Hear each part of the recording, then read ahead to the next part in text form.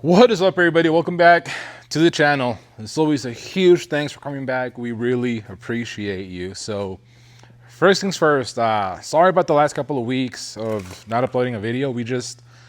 Honestly, we've been super busy at the shop, between trying to finish 2 builds and getting ready for another build and trying to stay on top of production, emails, calls. Honestly, I guess all I'm trying to say is just thank you guys for keeping us this busy. I love it, and I love you guys, and thank you. We really appreciate it. I'll be showing you today's video is obviously on that truck, so we'll get to that in a little bit. Small quick update on Bryce's truck. Tomorrow we should hopefully be dropping off this kit. Tomorrow they should be finishing the kit for that truck, the powder coat. Should be finishing with that. So once they call me, I'll drop this off, pick that one up, and we're hopefully pretty soon we'll have this truck fully put back together, which I'm super excited for.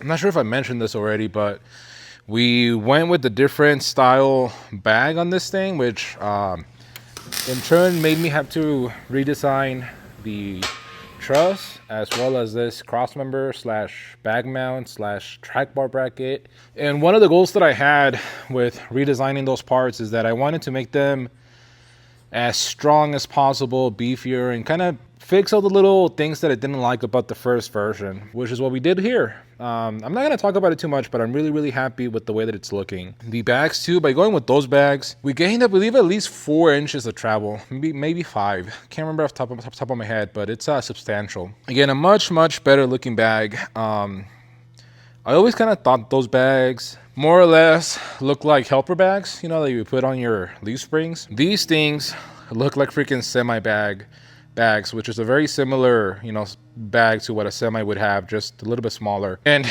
there's a few reasons why we went to that bag: to be able to have more travel and for hopefully a better ride. With bags, the bigger bag that you can run, in theory, the better it'll ride, because it'll take less air pressure, I guess, to hold the truck at the ride height that you want it. So again, this should be a win-win situation going to that bag. It just kind of sucks that we had to go back this far, which it's all on me, honestly. I saw those bags from the beginning and I wasn't sure about it, but I decided to go move forward and put it together, and that was a bad call on my part, honestly. But I'm glad that I went back and did it this way, because I'm a lot happier with the way that it's looking. And I've already spent too much time talking about Bryce's truck. Video on this should be hopefully coming in pretty soon. The other thing that we've been doing at the shop, one of my goals is to have the shop looking more presentable, more organized, more clean. Just because honestly, I'll be the first one to say that we have been lacking in shop cleanup and all that stuff, and it's one of my big goals to try and be more organized. So one of the things that I did is I jumped on Marketplace and bought some pallet racks, because if you don't know, these things are pretty expensive. So I got actually a pretty decent deal on. So we've got that pallet rack, those 2, and we still have quite a bit more. We actually have enough material to make 2 more pallet racks, which I don't even know where I'm going to put so many pallet racks. One of them is actually going to be outside in our little back side yard to try and organize our scrap and stuff that we don't want, that doesn't have to be in here. And as you can see, I'm still not done. We still have all that stuff that we're going to put on the racks. Same with that. The shipping area moved from next to the plasma table to its own little nook over here, which I think it's a much better setup. Our shipping department has a lot more space now. Again, we turned one of the racks into the shipping packaging table, which now they have so much more space for packaging, which is super cool. We are going to add another level, another rack to this. Another shelf to this rack, so they can store more cardboard boxes or whatever materials they might need. We're always trying to make inventory, but you guys make it hard. Again, super happy with this. This should keep honestly, this is the setup that we should have had from the beginning. It keeps the finished product clean. Being next to the table, that thing makes a lot of dust, so it was always dirty. It was always a fight keeping it clean.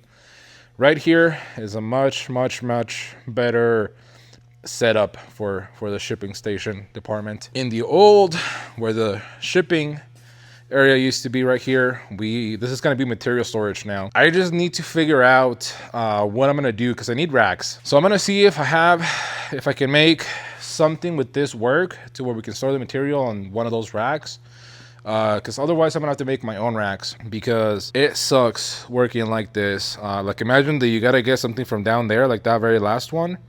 You have to remove all of this, and then this is heavy, and our little forklift right here can't, you know, lift all of that. So we gotta do, you know, one stack at a time until we get to the one that we need. Luckily, like 90% of the stuff that we do is 1/4 inch, which is actually right now right there. But it's like 95% is all 1/4 inch, and then the rest is 3/16 and 3/8.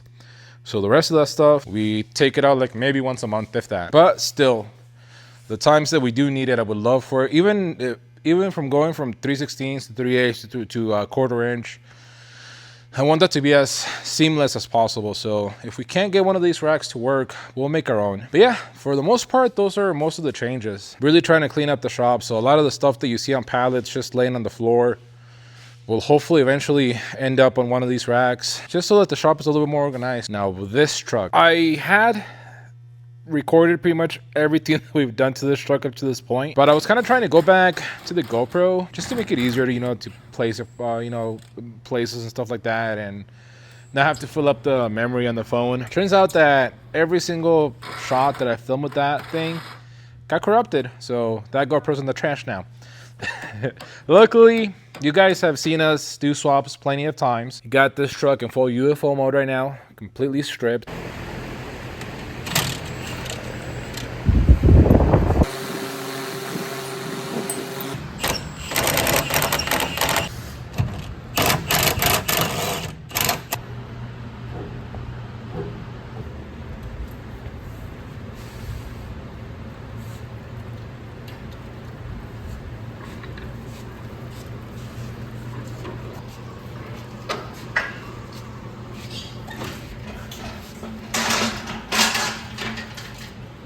I can't even remember how to introduce this to this truck already. So this is a 96, 97 F250 crew cab, short bed, 4-wheel drive, of course with the TTV.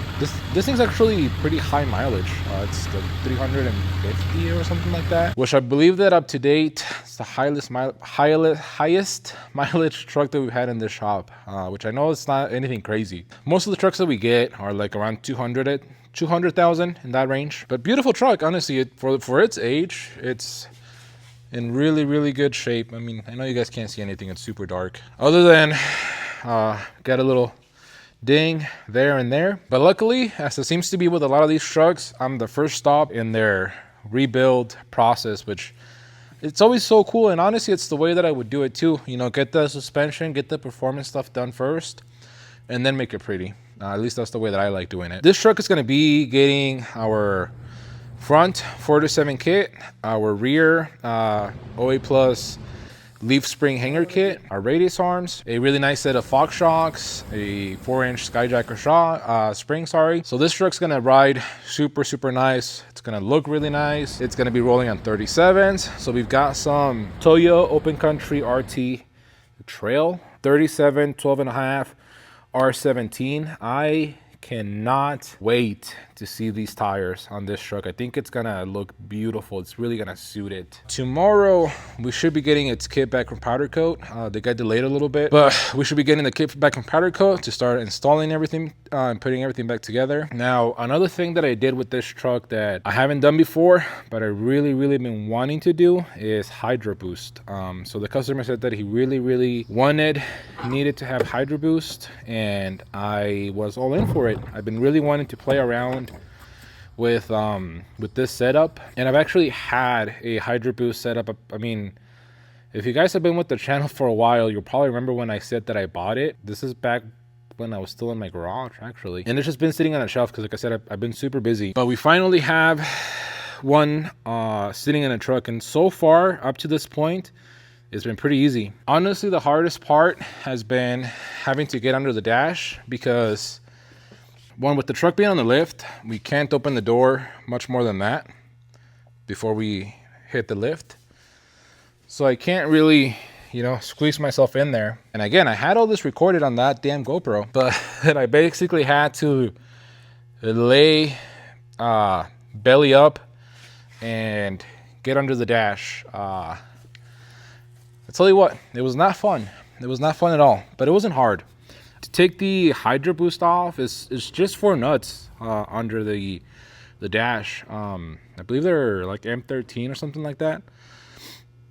Super easy. Comes off right away. You also got to remove the brake pedal, which again, it's on the automatics. It's just 2 more 10 mil screws that you got to remove. The whole pedal comes out. Super easy. And I believe I might have a few clips of me modifying the brake pedal, but if I do, I'll play them right now.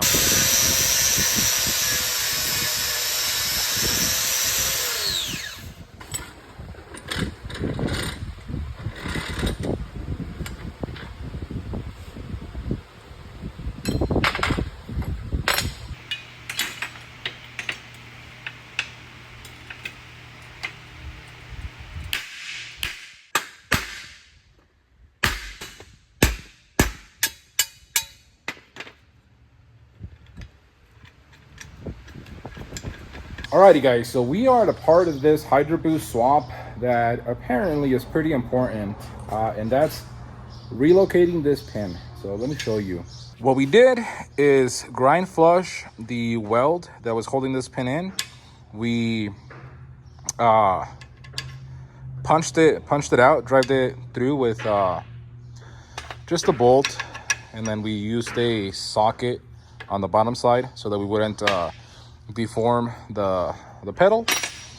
And so this thing needs to be moved 3/4 of an inch up, more or less. Essentially, you want to be at 2 3/4 from the center of this rod to the center of this pin, and then obviously we put it back in the same location from this edge. Now the reason why you want to do that is because, one, if you don't move the pin up, the pedal will apparently sit too far back. It won't be in the right position. And 2, you'll have to push harder to get the full braking force out of that Hydroboost. I don't have time to be experimenting on that truck and just leave that right there.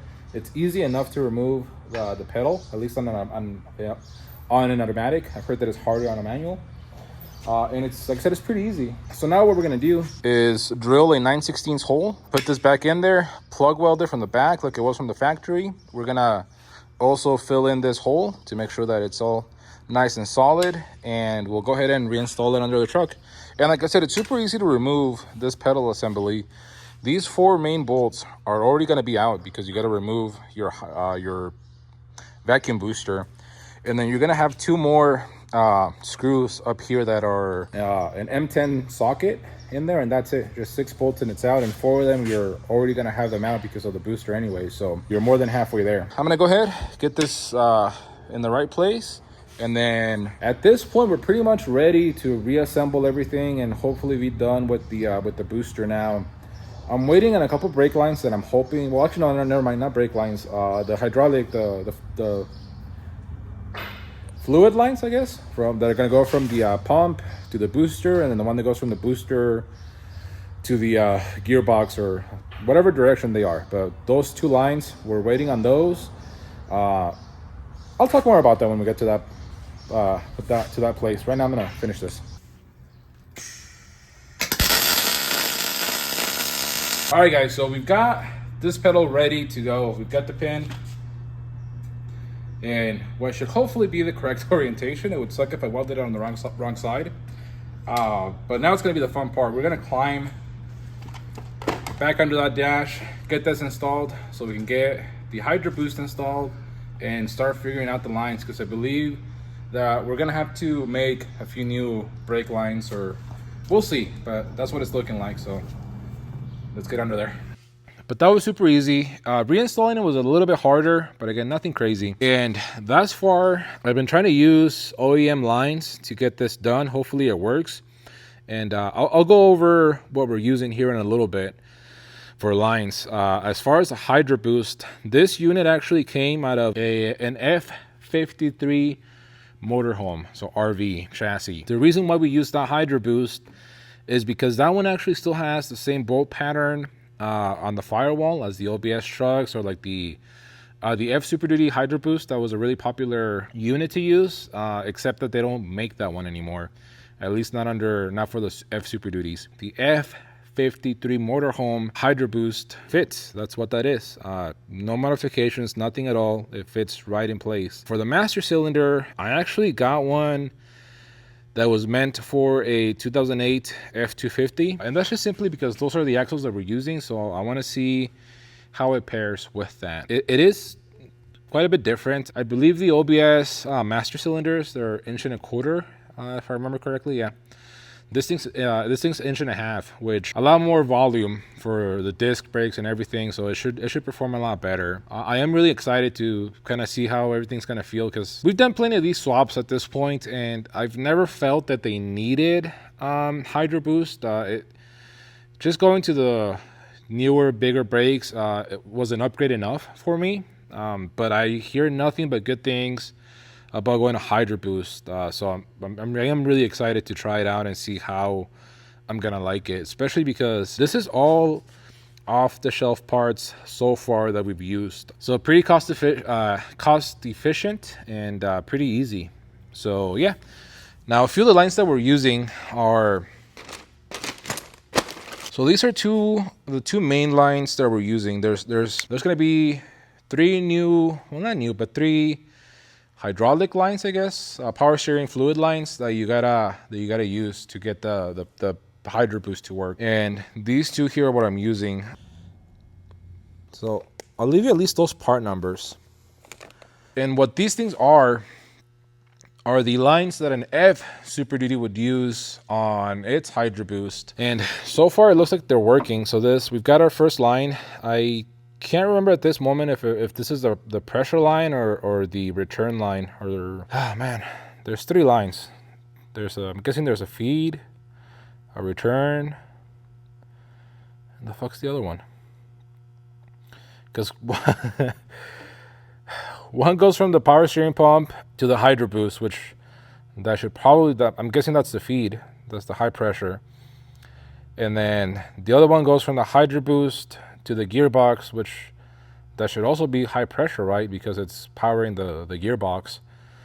And the third one is where this one right here is. This is a return. This is gonna tee into the return to our power steering pump, which is right, can't see it. We'll get some lights. So that's just gonna tee into that, and that's not a high pressure or anything, so it doesn't need to be anything crazy. So for that, we've got some 3/8 power steering hose the only thing that I'm struggling right now is finding a fitting that will thread into that I can use a hose onto. So I gotta go to my fitting shop and see if they have anything for that. Actually, tomorrow I think I'm going to my the people that make my brake lines. I'll see if they have anything for that. They might. So basically, I guess the way to think about it with these lines is you're essentially adding the Hydroboost in the middle of what used to be your power steering pump to gearbox setup. You're essentially just adding this in the middle of it. So the high pressure from the power steering pump is going to go to the Hydroboost, and I'm guessing that same high pressure goes back to the gearbox. Okay, that makes sense, I think. Trying to think if there's anything that I'm forgetting to mention about this. I think we're gonna have to reflare a couple ends to work with the master cylinder, but that shouldn't be a big deal. We have my brake line flaring tool and all that stuff, so we should be good to go with that. I just gotta find the fittings that will work in there. Honestly, I'm pretty excited. I'm really excited to see how this is gonna work out. So I'm gonna go ahead, try and get all the lines rehugged. I'll update you and see how they work out. Hopefully everything goes smoothly. Alrighty guys, so I want to give you a quick update on the project, mainly on the Hydroboost, because I know that's what you guys really want to know. So let's go over it. So I've got this thing fully installed, except for one thing that you may be noticing right now.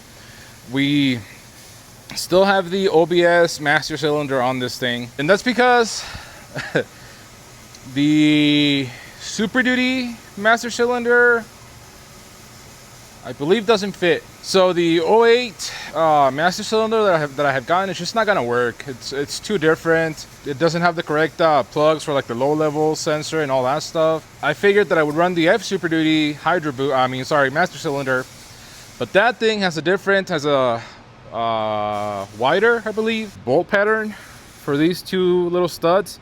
So the F Super Duty Hydroboost doesn't fit on the F53. Sorry.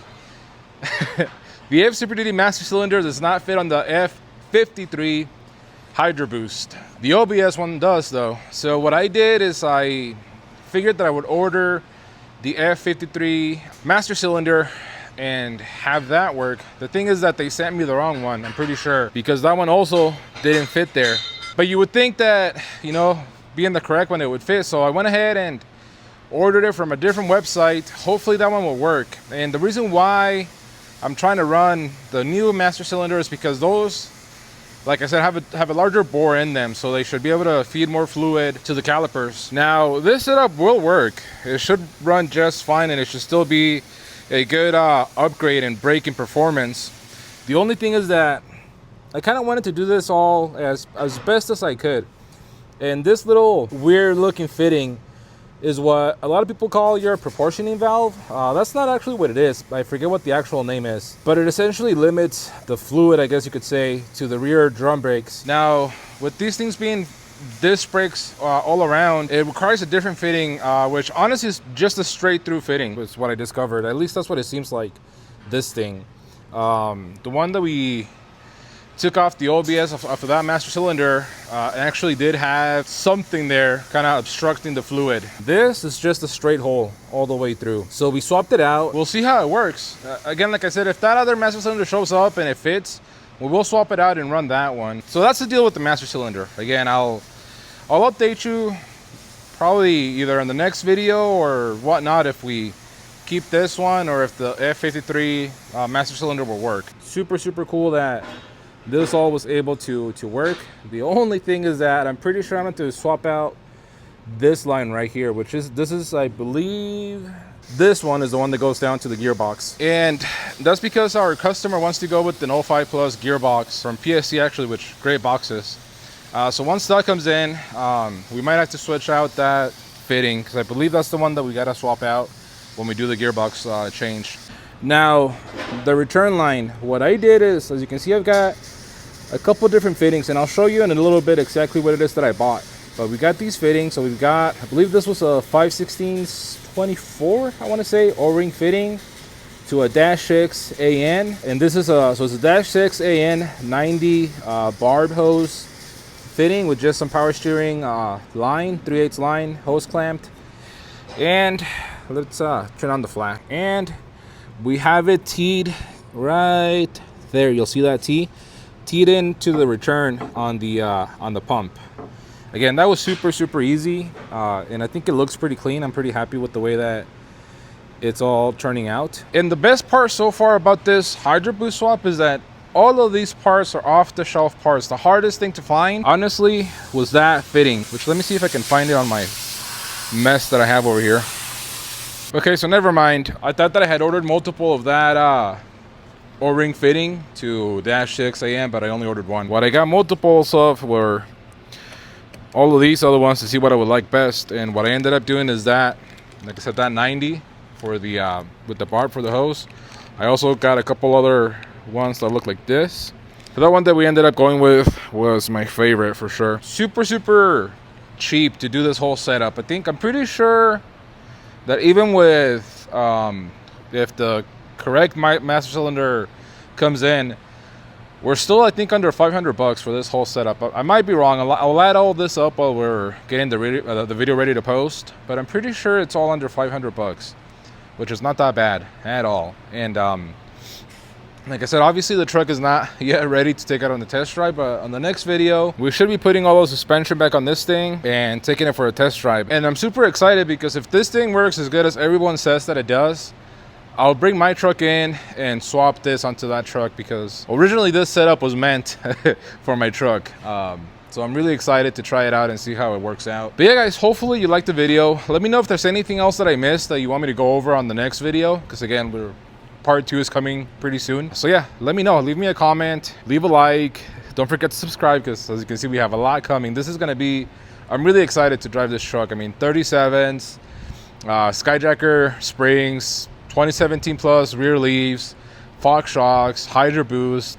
This thing's going to drive nice. Oh, and a PSC gearbox on this thing, 05 plus gearbox on this thing. It's going to be really nice. So again, leave a like, leave any comments. Don't forget to subscribe, and I will see you on the next one.